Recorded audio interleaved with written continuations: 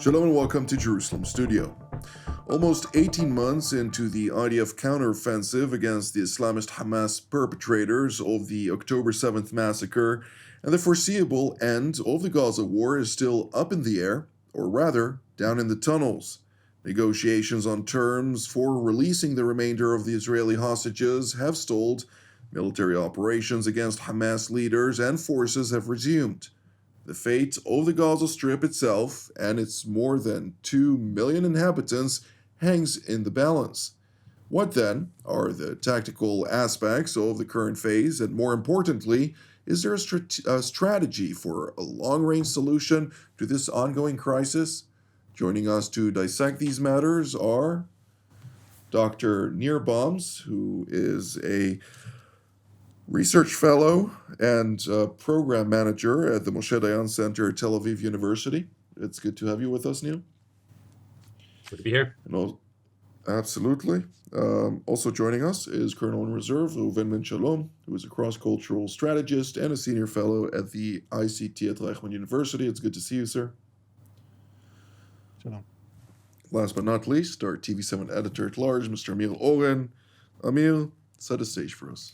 So, Jonathan, you would think that when you look at the three levels of war or of planning, you would derive operational and tactical considerations from the strategic ones.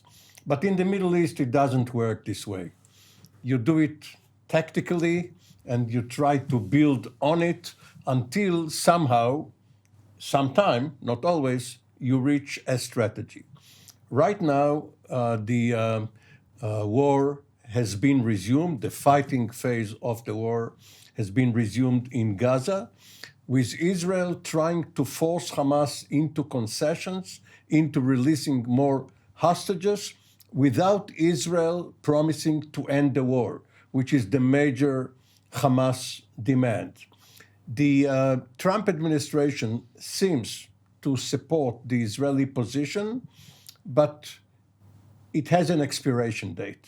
They will not be willing to support the Israeli position for long because they have at least one dual national, Idan Alexander, held by Hamas. They want him released. One alive, they say. One alive and 4 or 5 bodies. Unfortunately. But for them, this is paramount. And the Israeli defense forces have gradually gone into Gaza. The population in the northern part of the Strip has been pushed down south incrementally, and 2 to 3 Israeli divisions are deployed either around or inside the Strip, waiting for orders from the political echelon whether to go further in. I had a conversation with a major general in the IDF, one of the 33 separate generals, and I asked him, what about the strategy? And we won't go into the essence of the discussion for obvious reasons, but nonetheless, he said that ultimately, when you look at broad terms, it's true that Sun Tzu said, the loudest way to defeat is tactics absent a strategy, but nonetheless, when you have a lot of tactics, as you mentioned, at some point it converges into one big strategy. But nonetheless, Colonel Ben Shalom, I'd like to start with you. When we're looking at the Gaza Strip, what is the current strategy? Throughout this war, it was almost like a popular thing to speak about the lack of strategy, no day after, no end state, exit strategy, and all those terms. And you're right that even historically, we're all educated to think that that's the only way, top down. Yet sometimes there's an argument that even when you have beautiful, grand strategy and you lay out what you want, ultimately, if you look back historically, mostly you did not achieve what you set out to achieve. I'm not here to defend this lack of strategy, but also in a way I want to contradict Mr. Oren, and I think that's the first time ever that I say such a thing. But I'm not sure that it's a lack of strategy, more a strategy that our leadership have or they perceive, and that they don't share it with us. It's not that I think that they have a clear plan as far as the day after. That they say very clearly. They say we don't have because first we have to finish Hamas. But the strategy, for instance, now for Gaza, there is a thought process behind it. It's not like they just say, "Okay, IDF, start pounding Gaza." I'll try to interpret the strategy as I see it right now. And it's very similar to what we've done throughout the war and in several arenas. And that is gradually mounting pressure in order to coerce the other side to concessions. And I think this was something that was already said very, very correctly by Mr. Oren, that the idea here, of course, is to bring Hamas to give in to what we want. Also, when you talk about strategy, there are very clear goals to the war, and that is to eliminate Hamas militarily and governmentally and bring back the hostages. So that is what we want to achieve. And now, building back from that to the point we are now, to this situation where it looks like a dead end, the idea now is to gradually mount the pressure until they'll cave in. Remember that also there's no humanitarian assistance now, very different from what happened throughout the war. Also, an important point to see here, as far as that, is the relatively, I would say, lack of pressure by the world, certainly by the US. The US is just saying, do whatever you want, and we'll supply you with whatever you want. So I hope I explained that this issue of lack of strategy or a strategy that is not being shared. Well, I completely agree that it's a strategy that is not being shared. I think that it was several months back during the course of the war when there were various statements made during the course of which one group of academics have published some sort of strategy and claimed that their strategy was the future strategy of Israel for the Gaza Strip. And then I went and made my due diligence, naturally, spoke with a number of strategists in the Prime Minister's office, and they said, look, it's one document of more than 100. But naturally, there are a lot of proposed strategies that are then taken and dissected and reconsidered from different angles. And of course, then you have the National Security Council with its own perspectives, also accumulating all of the raw materials from the intelligence and so on and so forth. And then a cohesive strategy does emerge. Whether or not it is shared with the subsequent organizations, that's another thing. But of course, during times of war, you need also to be very careful with who you share this information, particularly at an age of mass media, that everything is leaked into the media and then also exploited by the enemy. Dr. Bones, I'd like to hear your take on that. Well, I think Oren Ben Shalom already spoke about the objectives of the war, and that by itself is one piece of what should be a pillar of a strategy. Because if we need to go and implement the objectives of the war, and then we need to also maneuver, not just the military maneuver on the ground, but also the political maneuvers around. I think that one of the, I'm not sure if that's a strategic or tactical consideration, was to figure out if time will be on our side, particularly in the context of changes in the political environment. And the most important change is the American administration. The previous administration had a certain approach to the war in Gaza, and this administration has a different one. That particular part of waiting enabled Israel to create another move. Another piece of it had to do with the internal debate about the war and about the policies vis-a-vis the deal and the hostages and the captures in Gaza. There was a need to do something about this. It was clear that there is a tension between what can be done in context of the deal and the hostages and the goals of the war, because it gives some lifeline to Hamas.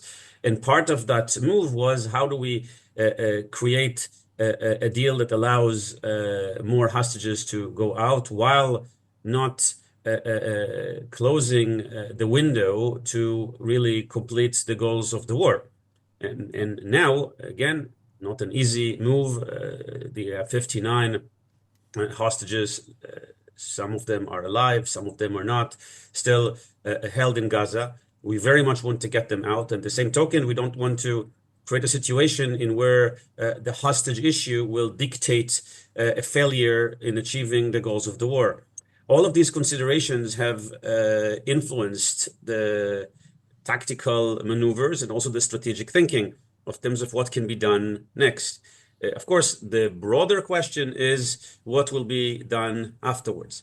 And I think, again, if we're zooming out here, I believe, or at least I would like to believe by my conversation with some of the people who are involved in this, not everyone, there is the political piece of it, and then there is the professional piece of it. But that there's probably a broad consensus that at some point the war needs to end, because every war eventually needs to have an end. And then what comes later, which may be another part of what we will discuss, is whether it will be a strategy or a choice to, at this point, take more territory, hold it, and then try to figure out what to do with it, occupy it, hold it for a long period of time, or use this as a part of the negotiation going after, or giving additional push to some Arab proposals who may be willing to, in a way, either step in or put pressure on Hamas to a point in where some of the goals of eliminating the Hamas ability to rule in Gaza by declaring a degree of surrender or a transfer of the leadership outside and bringing some forces in, that may be a sufficient a move that will enable Israel to say, look, we have finished the chapter here, there's maybe something else. Of course, then we go into other more out-of-the-box ideas, such as the Trump plan, but perhaps we can leave that to another part of this discussion. Absolutely. We will touch momentarily about on the Trump plan. I will note that the first stage of the last ceasefire was 42 days. According to the arrangement, and I saw at least a large portion of the document, where we're talking about a certain transition period during the course of which a number of hostages would have been released until the point where the second stage would have entered into effect, and then the third stage thereafter. But there was no content to stage two of this ceasefire arrangement, the previous one, and therefore within the outline, Steve Witkoff, the White House special envoy for the Middle East and a confidant on all matters of negotiations of President Trump, stated on Fox on Sunday, just earlier last week, that Hamas came out and he was under the impression initially that they would agree to that initial transition period into phase two, but he was blindsided and they weren't serious about that. What is the calculus from Hamas's perspective as you see it, since there needs to be some rationale behind their decision-making?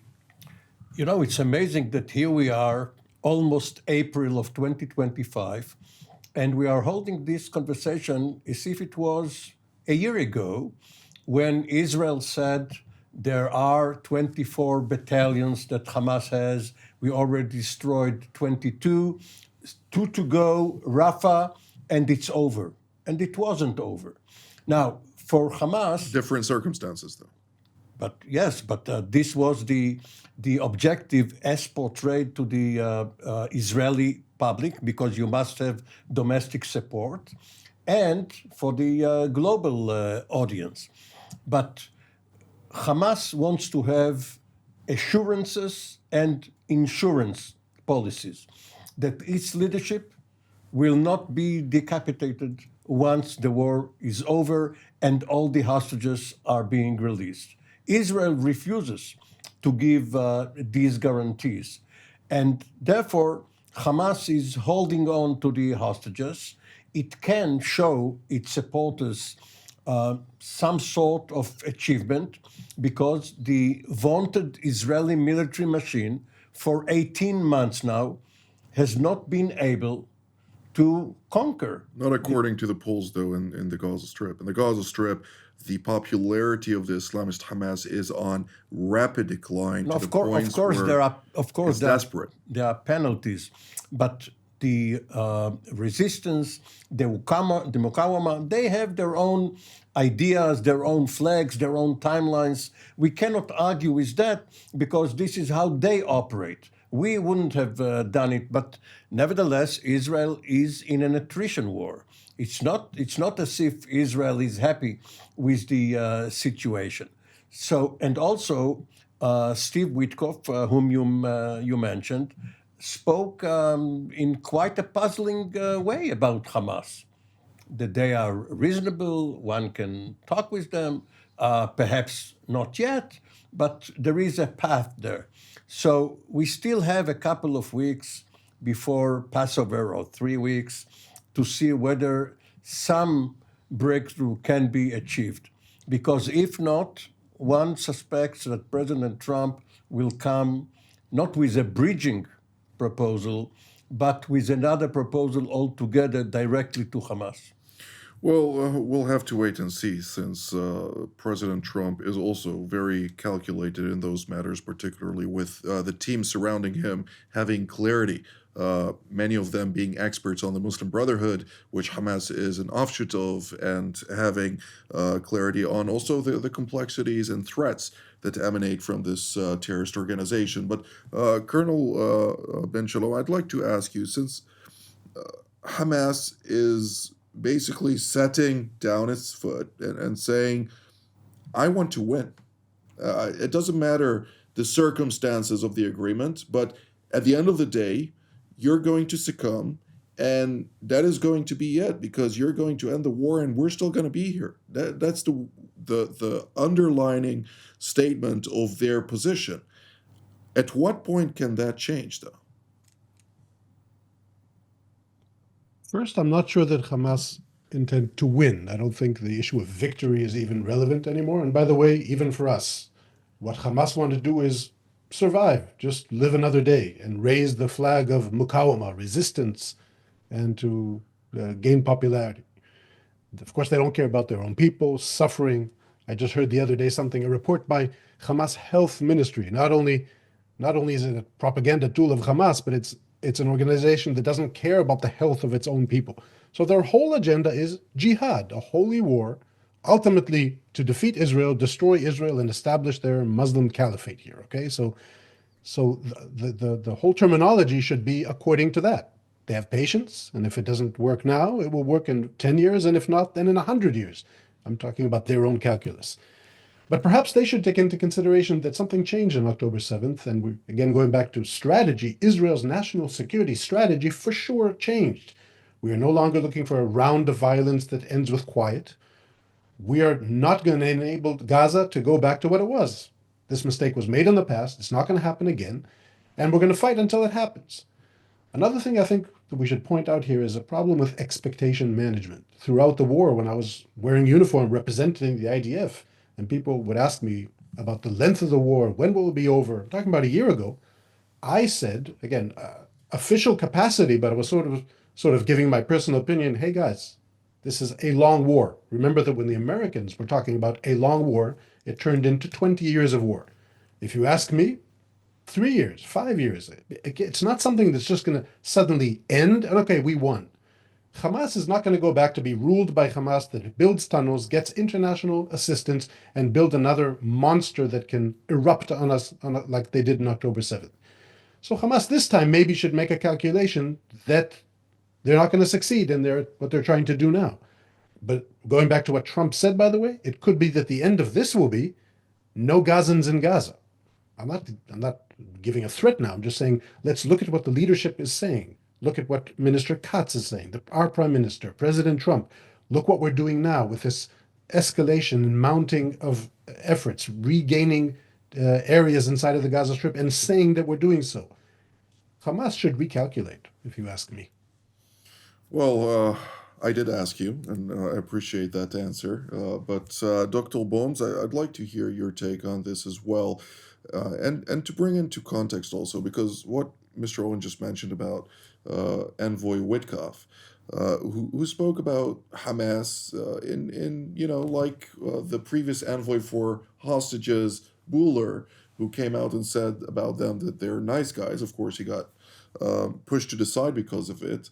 But Mr. Witkoff has a certain affinity to the patrons of Hamas, namely Qatar, which is also a staunch supporter of the Muslim Brotherhood. It holds the same ideology as the Islamist Hamas. And we're hearing the one parroting basically the other. And it raises questions. To what degree can we subdue a terror organization and the aspirations that it seeks to implement at a time that one of the negotiators, which has significant sway over Washington, let's put things the way they are, has that same ideology, but is able to package themselves in a very lucrative and attractive way to Western civilization? And to the Americans who hold the largest base in the Middle East on its soil. So, granted, that's certainly a part of this puzzle, and probably if Witkoff is saying something along the lines of we need to potentially accommodate or look at some degrees of pragmatism following a meeting in Doha, it means that the hosts have helped facilitate this. But I would like to put Mr. Witkoff's comments aside for a second, because I think the clarity that you spoke about before with the Trump administration may still be there, but sometimes it's clarity through ambiguity, because I think we have seen very different statements sometimes coming just a day later. So I'm not sure if I would attribute a particular statement into the American position, at least not yet. And I have a sense and even hope that the Americans sort of understand this. What the Qataris seek to do is to also understand the reality and perhaps try to find a certain degree of dignified compromise here, again, in order not to lose all the cards. The Iranians have lost cards there. We have caused them to lose many cards in this. The Qataris have also stakeholders, and they have also lost cards, and they're trying to do this in a smarter way to making sure they're not going to lose all of their cards. But to continue Colonel Ben Shalom's point from before, people go to wars as such, not because they just seek to go to war. This is existential. And here it's very difficult to find a compromise. I think the problem we have seen within the history, the relatively short history of the recent Gaza wars since Hamas took over, but even a broader history of Gaza, is that if we leave Hamas there, most probably we'll end up in another round of war following a certain number of years. And that can change only if something radical, dramatically is changing. One of these things that needs to change is a whole different administration in Gaza. That can happen only if Hamas leadership is not there. That's also not an easy thing, because even if Hamas leadership presumably goes out to a certain degree, we already know that as a part of the different arrangements, some of the Hamas leadership is now registered as civic administrations under the Egyptians, to making sure that in the day after, if there's going to be a day after in this direction, they will be able to be there and continue. Something dramatically needs to happen in order not to create the fourth or fifth or sixth Gaza war. And if Palestinians are to stay in Gaza, something dramatic needs to happen, so Gaza will look very, very different. And that argument also sort of raises the question about whether Gaza should look the same from a border perspective, from the territory perspective, or whether what President Trump had mentioned raises the question of whether we can think about the Israeli-Palestinian conflict and its resolution and the different plans, whether it's 1 state, 2 states, 3 states, or any other formula that was put on the table in different terms. And part of that different term is whether we're looking now to begin to address just the question of Gaza, or we can begin to address the broader question of how do we deal with this entire file, and whether keeping Palestinians in Gaza in a configuration that certainly one that enables a certain leadership that is radical leadership to remain in power will not guarantee a future conflict. And if that's the case, should we really think in different terms? And that question is an important question. We need to put it on the table. It's not an easy question, but it's a question that needs to be addressed. Absolutely.